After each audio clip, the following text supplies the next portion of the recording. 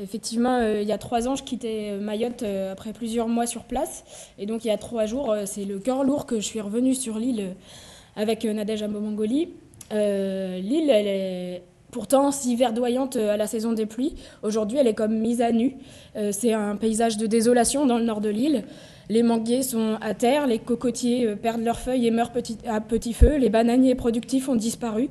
Et les bambous immenses qui longeaient les bords de route sont pliés, sont détruits. L'ombre de cette végétation massive a disparu et la température a augmenté. Dans le nord de l'île, c'est les agriculteurs qui nous le disaient. Les Mahorais et Mahoraises, eux, sont traumatisés. Pour certains, c'est leur maison qui a été détruite. Pour d'autres, c'est l'école de leurs enfants ou alors leur lieu de travail. Et parfois, eh bien, c'est tout à la fois. Et donc, nous avons, comme le dit Nadège, nous avons rencontré certains agriculteurs, notamment le président de la CAPAM, de la Chambre d'agriculture, de la pêche et de l'aquaculture de Mayotte, qui nous a emmenés sur sa pépinière. Et donc, on a pu constater le désastre. Les bâches de ces serres ont totalement été détruites. Les ombrières sont inexistantes et la plupart des plants produits sur place ont été emportés par les eaux. Et donc, c'est pourtant la pépinière, c'est quand même la base aussi de la production agricole sur place.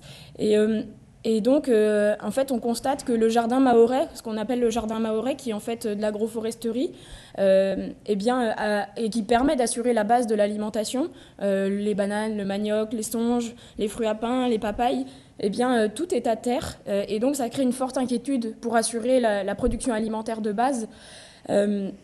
Et notamment dans les prochains mois, puisqu'il y a aussi le ramadan qui va arriver. Et donc, on sent vraiment que les Mahorais sont très inquiets sur la production alimentaire. On a même pu rencontrer une habitante qui, on va dire, a vu dans une épicerie des bananes cuisinées. Et pour elle, c'était assez incroyable de voir des bananes alors que toute la production a disparu dans le nord de l'île. On a été donc à Chirongui et effectivement là-bas ils ont été particulièrement touchés par Dikeledi où les cours d'eau ont débordé. Parfois on fait qu'il y avait 1 mètre voire plus d'eau dans les rues de Chirongui et donc c'est forcément aussi qui allait inonder les maisons. Et nous avons pu rencontrer d'ailleurs des agents de la protection civile et nous leur adressons toute notre reconnaissance voilà, par rapport au travail qu'ils font, sachant que ce sont des bénévoles. Donc c'était aussi une manière de leur apporter notre soutien. Voilà un petit peu pour le retour de notre déplacement.